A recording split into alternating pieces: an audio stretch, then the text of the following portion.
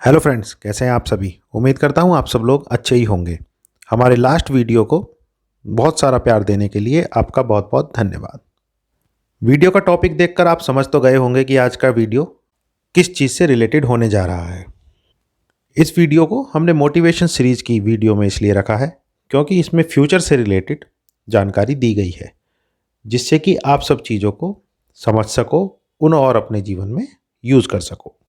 तो बिना देरी करे आगे बढ़ते हैं और देखते हैं कि श्री कृष्ण ने पांडवों को क्या बताया कलयुग के बारे में, कि कलयुग किस तरीके का होगा।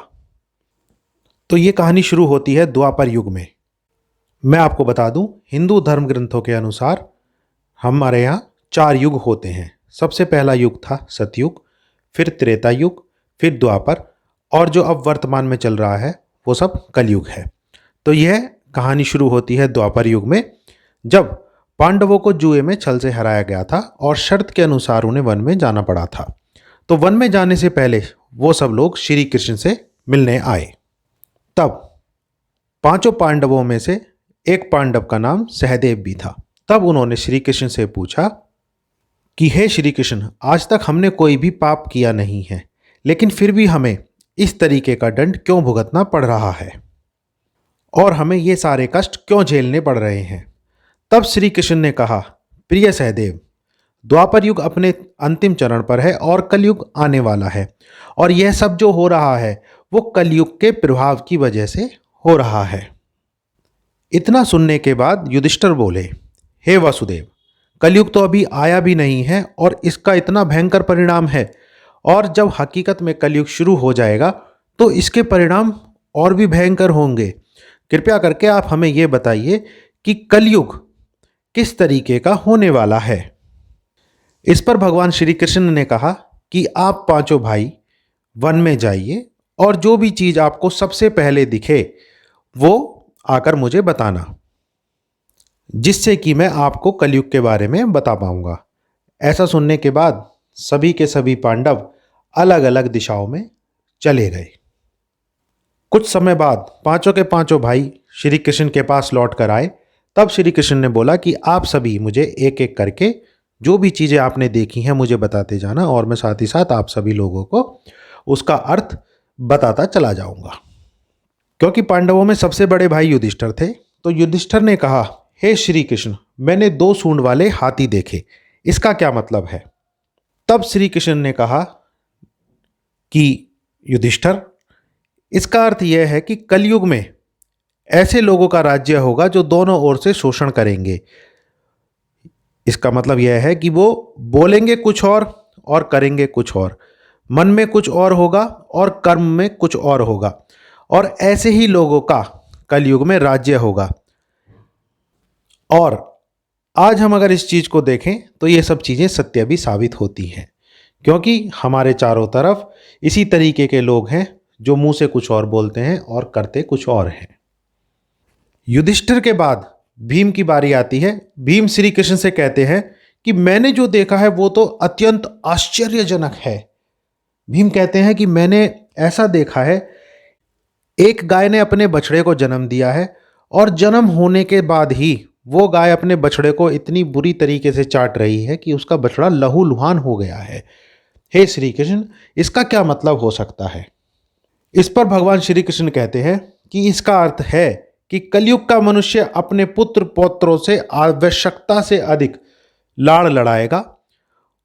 उनकी अपनी संतानों के प्रति ममता इतनी बढ़ जाएगी कि उनकी संतान को अपने विकास का अवसर ही नहीं मिल पाएगा।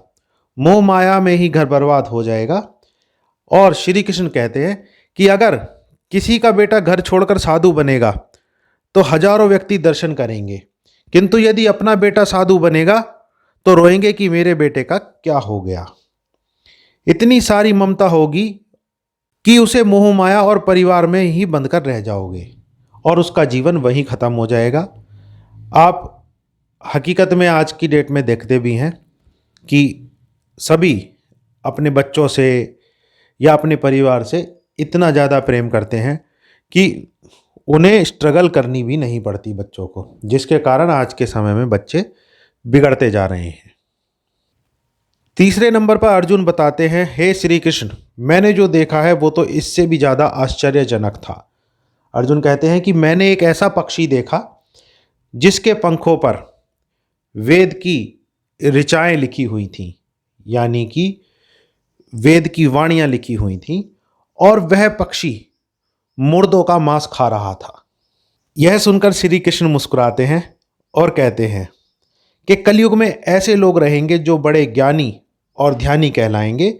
वो ज्ञान की चर्चा तो करेंगे लेकिन उनके आचरण राक्षसी होंगे। बड़े पंडित और विद्वान कहलाएंगे किंतु वो यही देखते रहेंगे कि कौन सा मनुष्य मरे और हमारे नाम अपनी संपत्ति कर जाए। हर किसी न किसी पद पर बैठा हुआ व्यक्ति ये सोचेगा कि मेरे ऊपर वाला व्यक्ति हटे और मैं उसका पद ग्रहण कर लूं।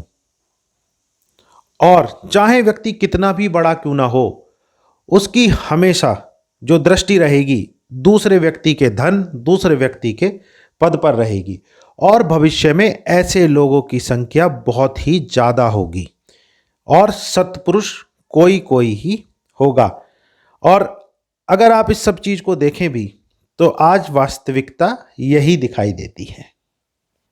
फोर्थ नंबर पे नकुल आते हैं। नकुल कहते हैं कि हे श्री कृष्ण, मैंने देखा कि एक पहाड़ के ऊपर से बड़ी सी चट्टान लुढ़कती हुई जमीन की तरफ आ रही है और कितने ही पेड़ आए और रास्ते में कितने भी बड़े पहाड़ पत्थर आए, लेकिन उस शिला को गिरने से कोई नहीं रोक पाया और अंत में एक छोटे से पौधे के स्पर्श से ही वो शिला अपनी जगह पे स्थिर हो गई। तब श्री कृष्ण कहते हैं, कलयुग में मानव का मन नीचे गिरेगा, उसका जीवन पतित होगा। यह पतित जीवन धन की शिलाओं से नहीं रुकेगा, ना ही सत्ता के वृक्षों से रुकेगा, किंतु भगवान नाम के एक छोटे से पौधे से मनुष्य का जीवन का पतन होना रुक जाएगा। श्री कृष्ण कहते हैं कि इस कलयुग में अगर तुम्हें मोक्ष प्राप्त करना है तो तुम्हें भगवान के नाम के सहारे की जरूरत पड़ेगी। पांचवें और लास्ट नंबर पे सहदेव आते हैं। सहदेव कहते हैं, हे श्री कृष्ण, मैंने जो देखा वो बहुत ही आश्चर्यचकित था। मैंने देखा कि एक जगह पर 7 कुएं हैं और उन 7 कुओं में से 6 कुएं पानी से फुल भरे हुए हैं और उनके बीच का जो 7वां कुआं है वो बिल्कुल गहरा है और उसमें पानी बिल्कुल भी नहीं है। ऐसा कैसे हो सकता है? तो इसका क्या अर्थ है? तब श्री कृष्ण मुस्कुराते हैं और कहते हैं कि कलयुग में लोग बहुत ज़्यादा धनी होंगे। लड़के लड़की के शादी में, मकान में, उत्सव में, छोटी मोटे सेलिब्रेशन में लाखों रुपए खर्च कर देंगे, परंतु अगर पड़ोस में कोई भूखा मर रहा है तो उसकी मदद नहीं करेंगे, चाहे वो व्यक्ति उनके देखते देखते भूख से मर ही क्यों ना जाए। दूसरी ओर व्यक्ति अपनी मौज में, मदिरा पान में, मांस भक्षण में, सुंदरता और व्यसन में पैसे उड़ा देंगे। किसी के 2 आंसू पूछने में उनकी कोई भी रुचि नहीं होगी। श्री कृष्ण फिर कहते हैं कि मेरे कहने का मतलब ये है कि कलयुग में लोगों के पास अन्न के भंडार होंगे लेकिन लोग भूख से भी मर रहे होंगे। जैसा कि आप देखते भी हैं कि कहीं पे लोगों के पास बहुत सारा अनाज है, बहुत सारा भरा हुआ धन है, लेकिन कहीं कोई भूख से मर रहा है, कोई प्यास से मर रहा है। कहीं लोग पानी वेस्ट कर रहे हैं और कहीं पे लोग सूखे की वजह से किसान अपनी आत्महत्या कर रहे हैं। कहीं पे लोग बैंकों से मोटा कर्जा लेकर भाग जा रहे हैं और कहीं पे किसान अपना थोड़ा सा कर्ज ना दे पाने की वजह से आत्महत्या कर रहे हैं। तो श्री कृष्ण कहते हैं कि कलयुग में एक ही जगह पर समानता और असमानता अपनी चरम सीमा पर होगी। उम्मीद करते हैं इन सभी 5 बातों का अर्थ आप लोग अच्छे से समझ गए होंगे और आज जो कलयुग चल रहा है उससे रिलेट भी कर पा रहे होंगे। वीडियो अच्छा लगा हो तो प्लीज़ वीडियो को लाइक कीजिए।